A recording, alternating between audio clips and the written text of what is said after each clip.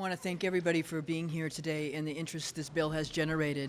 And when we as electeds get up here and talk about whose bill this is, I want to say that this bill is not anything that we own.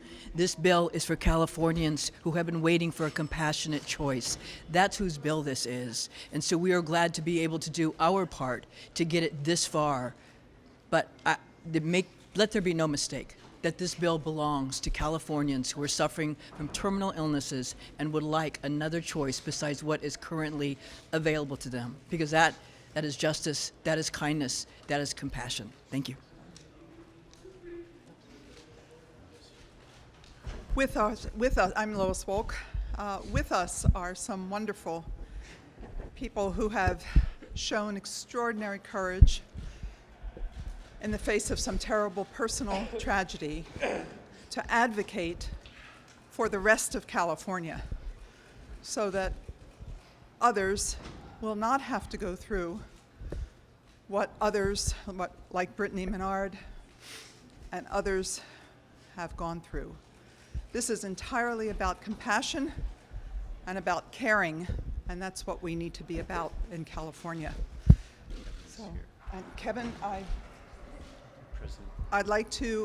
don't need to introduce, but I'd like to welcome our pro tem, Kevin DeLeon. He and the speaker, Atkins, were extraordinarily helpful all the way along, actually from the very, very beginning. And I'd like to introduce our fine pro tem, Kevin DeLeon.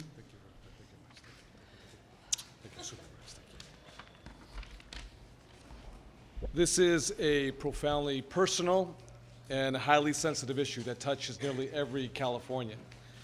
I am very proud that this bill received a clear-eyed, open-hearted debate at every step of the legislative process. It is now a carefully crafted measure that safeguards against abuses and provides freedom to those who face an end-of-life choice that can only be their own. Thanks to the hard work and the tireless leadership of Senators Bill Monning, the Majority Leader for the California State Senate, Senator Lois Wolk, and Assemblywoman Susan Eggman-Talamantes, this legislation has been handled with great thought and great care.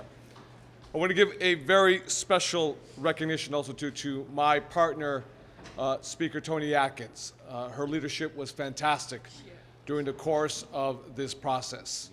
I want to say to Majority Leader Bill Monning, to Senator Lois Wolk, and I remember the day last year in December, right in my office when you broached the subject with me for the very first time. And we talked about the hurdles, and we talked about the obstacles, and we talked about all the landmines that would be present, and how complex and how difficult and how emotional this would be. But I want to thank both of you. And I want to thank Susan Eggman-Talamantes. I am very, very, very proud of you. I also want to give much respect to the courage of the families who fought so valiantly for this choice. And California will now have the dignity. Californians will now have the dignity to make their own choice. I want to again thank everybody, and especially to the authors of this measure from the Senate and from the Assembly. Thank you.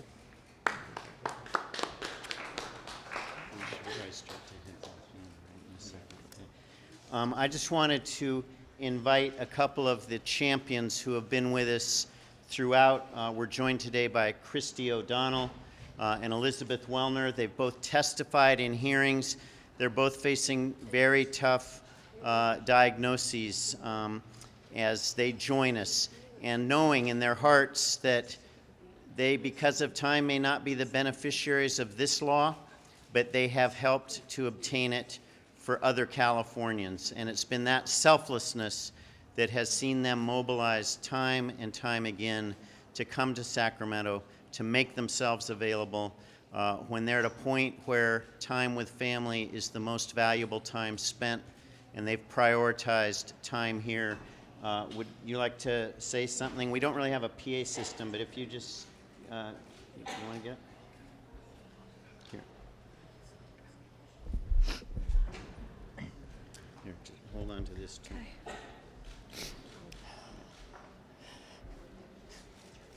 I want you all to know that this law, with these people standing around me, has changed my life, and it has changed possibly my death. Not just for me, but for my 21-year-old daughter, Bailey.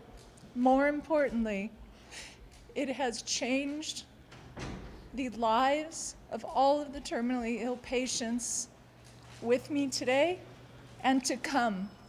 It is priceless. It is a long time in coming and overdue. I could not be more proud of these people standing next to me today than I am for the tireless hours that they spent to give people like me, like other terminally ill in California, peace.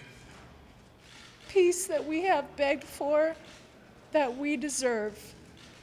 Thank you. Thank you. Thank you.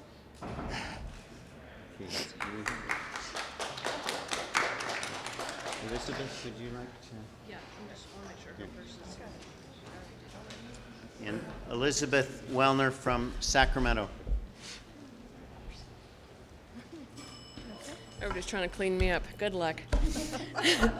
So I'm Elizabeth Wallner from Sacramento, and I have stage 4 colon cancer, and I am so grateful, not for myself as much, but the fact that my son will not have to experience my agonizing death and that be the last thing that he sees.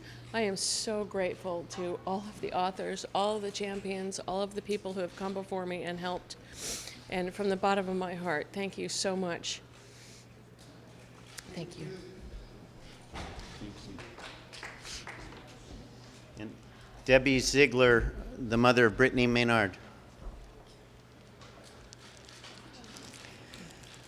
I just want to say that less than a year ago, my beautiful daughter spoke up for the terminally ill. She looked into a camera with clear, wide eyes, and she said, "I'm dying, and I'm going to take some control in this." And she said, "Mama, it's not fair that we have to move to do this." My daughter's choice in dying the way she died were her gift to the world. And it was done with love, not just for her family, but with love for mankind.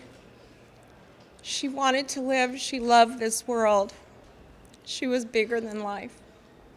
I think I'm just so happy for this day. Bless you, Brittany. Thank you.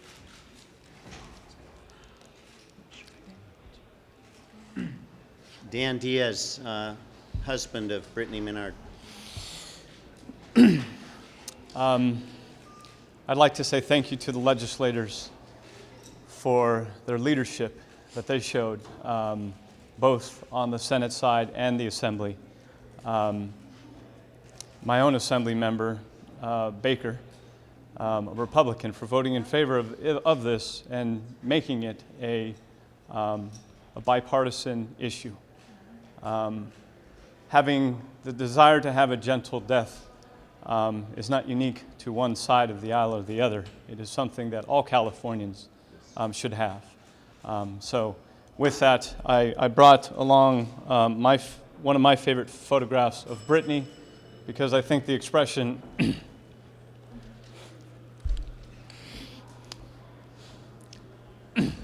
the expression on her face relates how she would be feeling now today, of pride and happiness that this bill now can move forward, get to the governor's desk, and hopefully become law, so that terminally ill Californians can stay here in California and have a gentle dying process. So thank you. Thank you. And I'd like to invite Dr. Robert Olvera, whose daughter Emily Rose passed from terminal illness. Dr. Olvera, who's been a champion and spent a lot of time up here. Thank you very much. I'm really happy This is not a suicidal girl. This girl was not killed. She died suffering 4 months while I watched my daughter die. I'm a physician.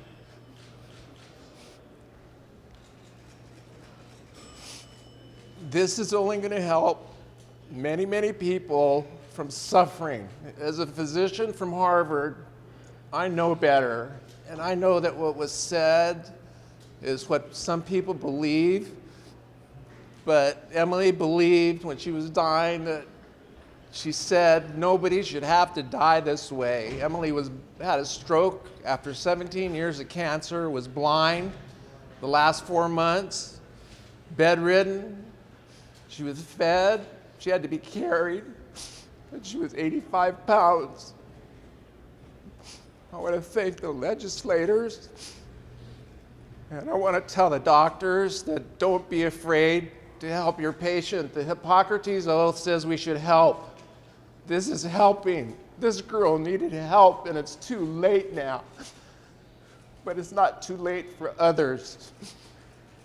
And I want to thank the legislators. Thank you. Thank you, Dr. Olvera. Quisiera hacer una declaración en español muy brevemente. Quisiera decir gracias a todos por su presencia este día y a decir que esta propuesta que pasó hace 10 minutos allá es una propuesta histórica y que va a cambiar los derechos de personas con enfermedades terminales en una manera donde existe ahora la opción de una avenida de compasión por los individuales con enfermedades terminales y también por sus familias a tener la oportunidad a platicar de todas las opciones, pero también a tener una nueva opción, una opción de compasión y dignidad. Gracias. Quisiera... Tony, please. Tony Brodus, who's been the lead champion organizer for Compassion and Choices. What we've done in the legislature has only been made possible because of what Compassion and Choices has organized throughout the state, throughout the nation. And they haven't created this movement because the human sentiment has been there. They've just organized the avenues of opportunity for people to have their voices heard. We thank you, Tony, and Compassion and Choices. Thank you. Thank you. Hello.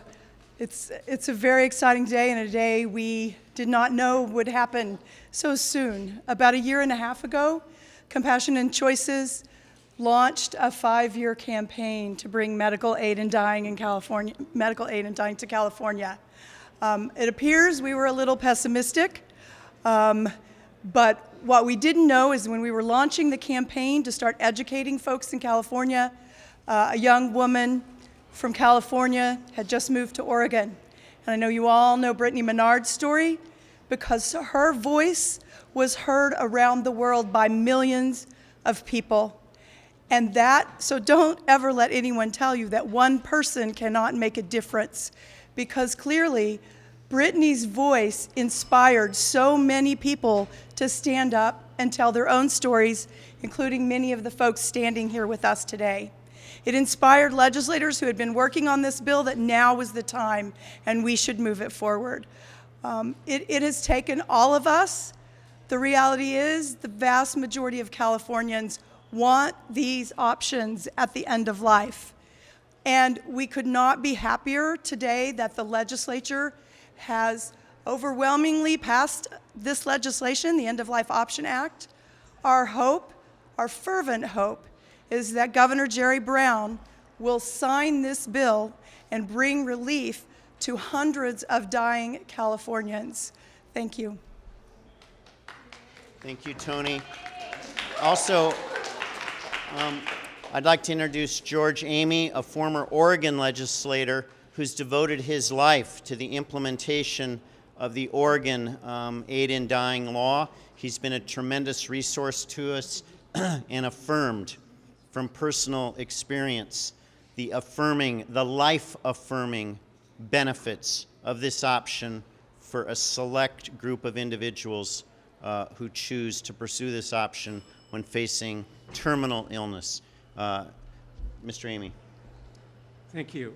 First of all, I'd like to thank the legislators here who have taken the courage and bravery of passing this legislation today. It reminds me, 1997, I was standing in the hall when the citizens of the state of Oregon affirmed our law for the second time by a 60 to 40% vote. I was also honored and privileged to head up an organization for 12 years, being at the bedside of more than 4 dozen people who chose to use Oregon's Death with Dignity law. And I stand here and tell you that the opposition are misinformed. Oregonians are a very proud people, and they were not coerced. They were dignified, and over 95% of the people who used the law in Oregon were enrolled in hospice. It is our goal to get people into hospice and palliative care and not to push the issue of death with dignity. So I'm just proud to have been a part of it, and the honor and privilege of being at the bedside of those who chose to use our law will now be bestowed upon many here in the state of California. Thank you. Thank you, George. Members, now we're open to a few questions. If you'd identify your organization and direct your question, if you would. Yeah, I'm Tim Burns with George County. So I have a question for Mr. Diaz, and that is, it's my understanding that your wife spoke by telephone with Governor Brown last year. Is that correct? Yes. Could you tell us the circumstances of that call and how she may have characterized the conversation? Sure. Well, I'll keep these comments brief out of respect for that conversation, the governor's staff. Brittany had a conversation with Governor Brown 3 days before she died. It was a good conversation, a productive conversation. And my wife was certainly a determined individual and you know, asked the governor.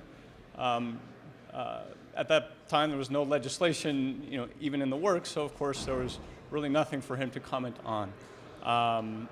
However, I'd like to think that hopefully, as he deliberates this very tough and very personal piece of legislation, that he'll remember that conversation with Brittany, and also listen to the overwhelming majority of Californians who are in favor, and then stories like Christy O'Donnell's, and keep those in mind as he forms an opinion and hopefully does sign this bill. Other questions?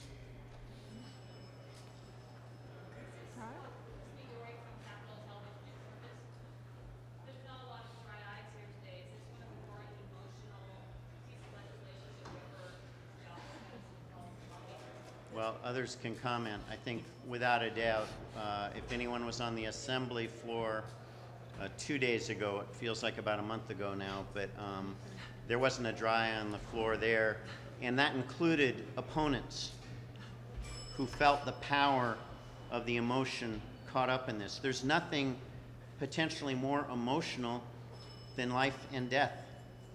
We live in a society that lives in denial much of the time. We're not trained how to talk about death in families or in our medical system.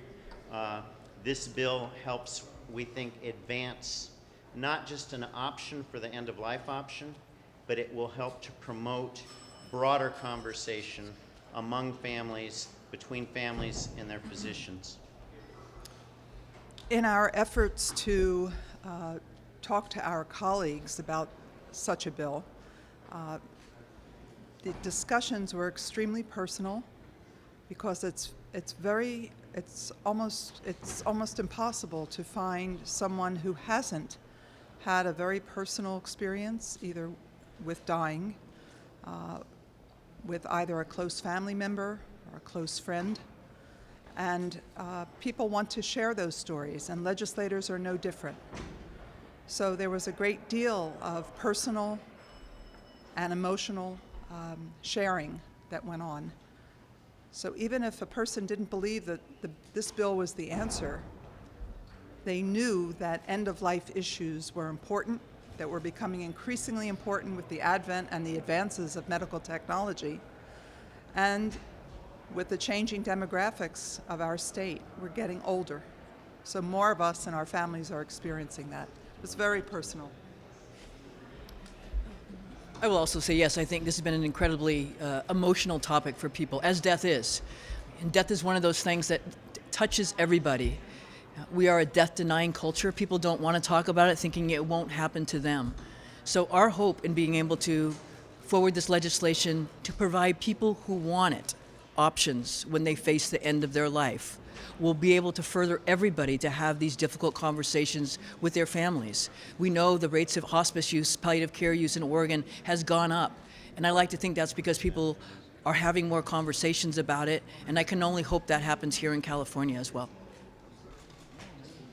Maybe one more question, then. I know many of the advocates and supporters would be glad to answer questions, but let's take one more formal question, and then we'll move into more informal Q&A. Final question? Going once, going twice. Hearing none, please respect those that are with us here today, and be respectful if they need to disengage from this process as well. It's been a long day. We thought we were going to start this morning, and here we are, but with a tremendous affirming vote in both houses.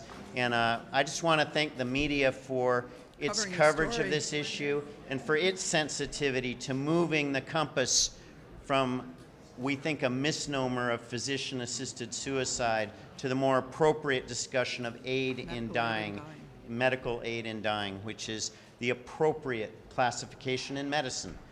So with that, we thank you for being here, and we look forward to your respectful engagement in encouraging Governor Brown to sign this into law. Thank you. Respectful.